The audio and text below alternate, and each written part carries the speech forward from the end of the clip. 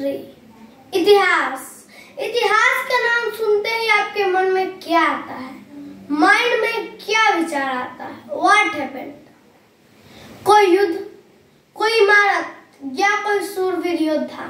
लेकिन मेरे मन में तो केवल 4 सूरवीर योद्धा के नाम आते हैं। छत्रपति शिवाजी महाराज, पृथ्वीराज चौहान, सम्राट अशोक और वीर महाराणा प्रताप। इतिहास के मुताबिक पूरे संसार में सबसे ज्यादा बलशाली, सबसे ज्यादा शक्तिशाली योद्धा अशोक को माना जाता है। केवल माना ही नहीं जाता, वो है।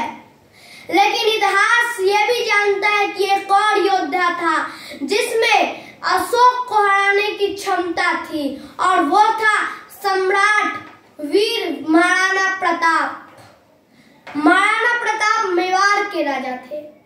उनके सामर्थ्य के आगे तो महान द ग्रेट हुमायूं के पुत्र मुगल एम्परर अकबर ने भी माथा नीचा कर लिया था।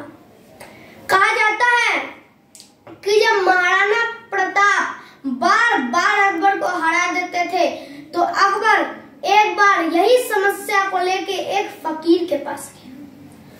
फकीर से बोला, फकीर जी, महाराणा प्रताप मेरे सबसे परम शत्रु, मैं उसे परास्त क्यों नहीं कर पाता हूँ? इसका कोई समाधान नहीं है। तो उस फकीर ने क्या कहा?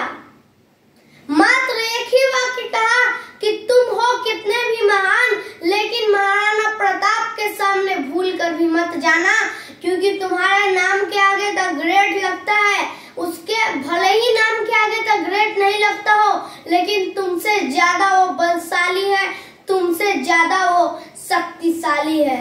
ऐसा बात सुनते ही अकबर के मन में क्रोध झलक उठा और उसने तलवार उठाई और उस फकीर का धड़ उसके शरीर से अलग कर डाला।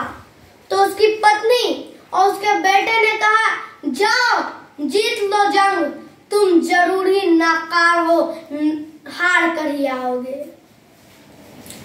धन्यवाद। यह महाराणा प्रताप के जन्म दिवस पर मैंने एक स्पीच तैयार की है जो आपको आप सभी को बताया महाराणा प्रताप जी के बारे में।